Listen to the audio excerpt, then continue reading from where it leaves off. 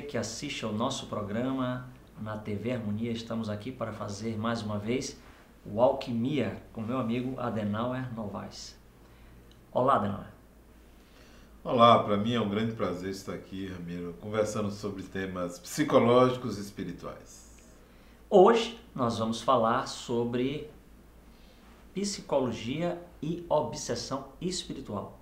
Um tema muito interessante e a gente vai tentar entender esses links e essas pontes entre essas duas vertentes, que o estudo psicológico dos transtornos psíquicos e as obsessões espirituais.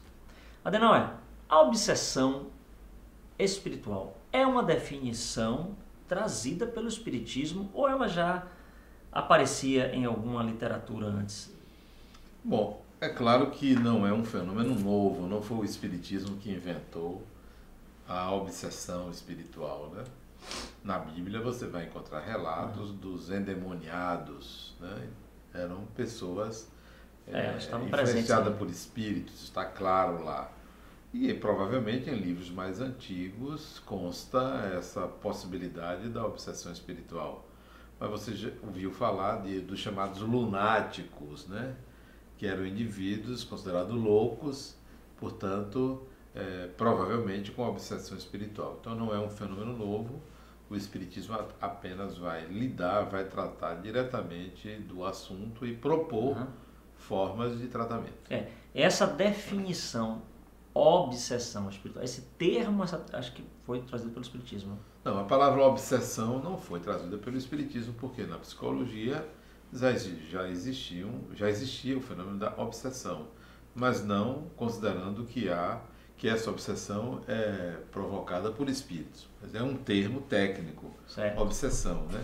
Você pode ter obsessão por algo, por uma pessoa, né? Da obsessão tem a compulsão. Então, esses são termos psicológicos. O Espiritismo acrescenta o olhar espiritual. Então, obsessão espiritual, porque é aquela provocada entre espíritos, sejam encarnados, sejam desencarnados. Bom, está dado pelo Espiritismo, né, que o processo de influenciação entre os dois planos, o plano espiritual, onde os espíritos, digamos, desencarnados estão, e o plano material, onde os espíritos encarnados estão, é constante. Então nós temos o processo constante dessas influências e interferências. Em que medida se estabelece conceitualmente a obsessão espiritual, já que essa influência é permanente? Veja, é importante a gente entender que o conceito é criado a partir de fatos. Então, a obsessão espiritual é, na realidade, a relação entre duas pessoas, quer sejam pessoas encarnadas, quer sejam pessoas desencarnadas, é a relação onde há o desejo, a intenção de trazer prejuízo a outra pessoa. Então, todas as vezes que você ou eu, encarnados, intencionamos prejudicar alguém, seja encarnado, seja desencarnado, nós estamos dentro do fenômeno da obsessão. Estamos promovendo uma obsessão. Que se for um simples desejo sem a ação efetiva de fazê-lo, então seria uma obsessão leve, porque não há a ação, eu não vou realizar o ato, há apenas o desejo, mas não há o ato. Okay. O Espiritismo trata das obsessões principalmente quando há o ato, quando há alguém de fato encarnado ou desencarnado, geralmente é alguém desencarnado, alguma pessoa desencarnada, no ato de querer o prejuízo de uma outra pessoa. Então aí é a obsessão espiritual classicamente colocada e é objeto da maioria das ações de um centro espírita, se concentra em resolver os casos de obsessão espiritual. Isto é, de uma pessoa desencarnada estar tentando prejudicar uma pessoa encarnada. Embora exista obsessão entre desencarnados e obsessão entre encarnados e obsessão de encarnado para desencarnado. Mas, em geral, o que se chama de obsessão espiritual é o domínio que o espírito tenta obter sobre uma pessoa encarnada para prejudicá-la. É necessário haver pré-condições para que esse processo se estabeleça, digamos assim, porque, via de regra, um espírito desencarnado não teria esse poder, em tese, sobre uma pessoa se não houvesse a disponibilidade psíquica desta pessoa para receber essa influência, ou não, isso não prevalece? Prevalece e não prevalece, eu vou explicar. Como obsessão é o desejo de alguém realizar um ato e fazê-lo, então vamos analisar o caso de um espírito desencarnado provocar com uma atitude o prejuízo a uma pessoa. Okay. Este prejuízo poderá acontecer ou não. A obsessão existe, mas nem sempre causa prejuízo. Dando exemplo, na Bíblia consta que Jesus foi tentado. Então, ali é uma obsessão espiritual. A tentativa de um espírito desejar prejudicar uma pessoa, a pessoa de Jesus. Então, houve a obsessão, mas não houve a consequência negativa porque ele não caiu, ele não entrou, ele não aceitou aquela obsessão, mas houve a obsessão. Ele não estava obsidiado, ele estava sob a tentativa da obsessão de alguém. Certo. Então você vai encontrar obsessões espirituais que não resultam em prejuízo porque o obsidiado não cede ou não há qualquer condição. A condição interna não existe. Quando a condição interna existe, psíquica, como você falou, então a obsessão pode acontecer. Mas que condição interna é essa? Essa pergunta que eu ia fazer. É isso. Não vamos pensar chave. que essa condição interna é um pensamento negativo, é uma raiva ou algo parecido. É porque isso é do ser humano, né? Então, isso é humano. Então, diariamente nós oscilamos nessas emoções. A condição interna, em geral, é uma predisposição kármica. Isto é um merecimento kármico, em geral, que, embora eu diga kármico, pode ser modificado. Então, você pode ter os pensamentos mais positivos que for, pode estar em oração, no entanto, ser alvo de uma obsessão, e ela acontecer por uma predisposição reencarnatória, por você já ter aquelas condições internas que favorecem a obsessão ocorrer. Então, a questão não é uma predisposição naquele momento, mas sim uma predisposição de vida. É muito comum a obsessão espiritual na categoria conhecida como obsessão simples. É muito comum, isto é, você, por um descuido, por uma questão de estar naquele meio, você ser influenciado negativamente por alguém e cair nessa armadilha, mas aquilo não tem consequências graves para a sua encarnação. Agora, a obsessão por fascinação, que tem uma série de transtornos psíquicos que podem acontecer, bom, aí já é um processo mais sério, mais grave, então é mais raro acontecer, mas a obsessão simples é muito comum. A fascinação ou a possessão são mais complexas e raras. Necessariamente não são evoluções naturais, assim. O processo de fascinação ele pode já começar já nesse nível, ou ele tem que passar por um estágio primeiro da obsessão simples para chegar na fascinação? Não, ele já pode começar na fascinação. Diretamente. Né? Você vai encontrar indivíduos fascinados, eles não passaram pela obsessão simples. Okay. Eles se apropriam de uma ideia e acreditam que aquela ideia é real, que aquele cenário existe, né? E aí a pessoa é fascinada, facilmente obsidiada. Você estar diante de alguém e que você achar que aquela pessoa lhe deseja o mal, ou está falando mal de você, ou está lhe perseguindo. E por aí vai. São diversas fantasias, né? A fantasia, aquilo ganha corpo e você entra naquela ideia por fascinação. Bom, o que temos em relação a essas questões, dentro dos centros espíritas, ou mesmo em outras religiões que consideram a realidade do espírito e do seu intercâmbio, né? É bom que se diga que com outras linguagens, com outras formas de expressão, esse fenômeno da obsessão espiritual ele é tratado em outras seitas e religiões, outras coisas, só que com linguagens, roupagens diferentes, não é verdade? Sim. Isso é fato. Sim, é fato. Aí o tratamento se dá no nível dos recursos possíveis ali. Só que esses fenômenos eles são acompanhados de consequências psíquicas da ordem do biológico, da ordem do corpo e, evidentemente, tem as suas matrizes e consequências no comportamental. Aí nós vamos tentando entender o papel da psicologia e do tratamento psicoterapêutico nesse contexto e até mesmo psiquiátrico. Como é que você vê o estabelecimento dessa ponte entre o fenômeno espiritual e o processo puramente, se é que se pode colocar assim, psíquico, psicológico? Como é que vai se dando essa construção?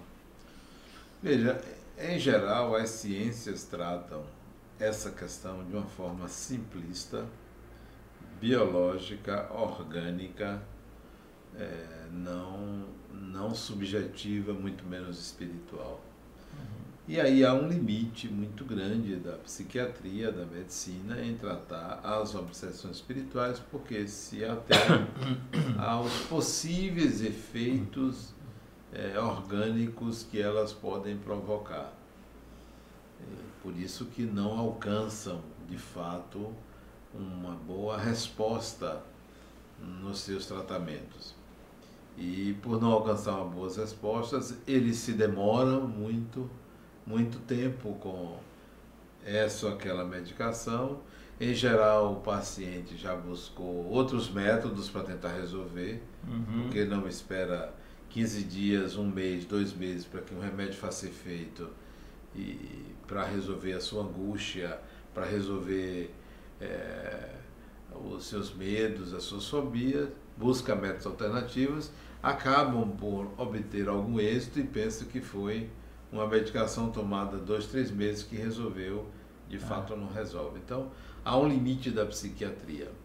Por outro lado, a psicologia olha a obsessão espiritual, também desconhece a obsessão espiritual, trata como um fenômeno estritamente psicológico, tenta com suas técnicas e seu arsenal de possibilidades resolver aquilo, mas escapa ao controle do profissional a ideia de que há uma outra mente ali atuando.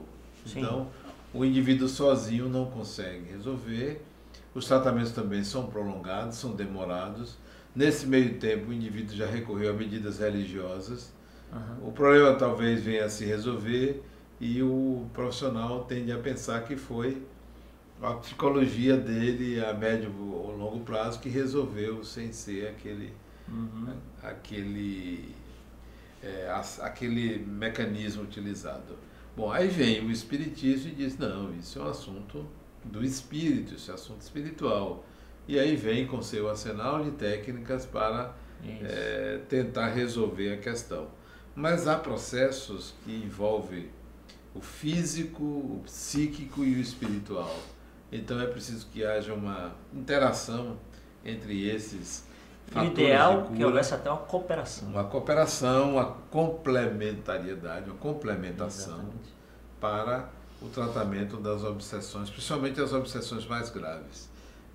As que envolvem fascinação, as que envolvem possessão. Então, isso requer um tratamento multidisciplinar. E aí é que é possível a gente entender que, enquanto não houver uma aliança entre a ciência e a religião, isso vai ficar separado. Uns dizem, não, isso só com a religião. Outros dizem, não, isso é só com a medicina. Outros dizem, isso é só com a psicologia. Mas existe um quarto fator que a gente desconsidera. Então você tem qual seria esse? A medicina, a psicologia e a religião. Eu acrescento um quarto fator, que é o espiritismo. Sim. Você vai dizer assim, mas o espiritismo não é a religião? É. Mas só que o assunto não deveria ser tratado na esfera religiosa do espiritismo. Ok. Mas na esfera técnica do espiritismo, e não religiosa. Nada contra o sistema religioso no tratamento das obsessões, mas ele vai funcionar como um suporte. Para ficar mais claro, essa afirmação sua, eu estou aqui imaginando uma cena, é muito comum nos centros espíritas, uma doutrinação, né? Que é o processo onde o médium está externando a comunicação de um espírito que pode ser o dito obsessor e o doutrinador conversando com ele.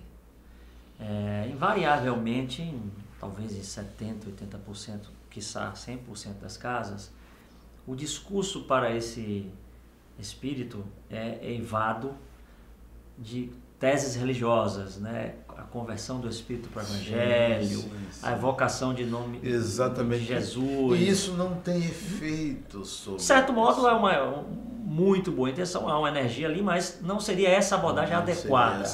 É isso que você quer dizer? Exatamente. Para alguns espíritos que possam estar assistindo esse vídeo. Exatamente. Nessa não é a abordagem, com todo respeito, essa abordagem pode ter seu valor num outro momento, para determinados casos, mas não a totalidade deles. A própria literatura, inclusive, espírita, digamos assim, de livros psicografados, onde há processos de desobsessão, até no mundo espiritual, o discurso vem nessa pegada. E eu acho que vai todo mundo repetindo, né? E ficando nesse processo. É um processo interessante, até mesmo se você analisar, Ramiro, que as pessoas costumam chamar de espíritos obsessores. E esse nome pegou. Aliás, é um personagem famoso nos É um personagem famoso, espírito obsessor. Na realidade, é uma pessoa. Nós estamos lidando com seres humanos. Aí você já botou logo um rótulo. Você botou um rótulo, você transformou todo mundo num ente imaginário, onde se agregam uma série de fantasias e características irreais, quando na realidade é uma pessoa. É João, é Maria, Antônia, Fernanda, Joaquim, que está ali do outro lado da vida, com seus interesses, como você tem, como eu tenho, como nós temos. Então, a doutrinação, em geral, não trata da pessoa, trata de uma figura chamada obsessor, quando deveria considerar que é um ser humano, e que deveria ter um diálogo com um ser humano, né? E não apenas tentando converter o obsessor, o chamado obsessor, em espírito de luz. Então fica aquela guerra do bem contra o mal, do mal contra o bem, e isso atrasa a possibilidade até de cura do mal do outro, da angústia do outro.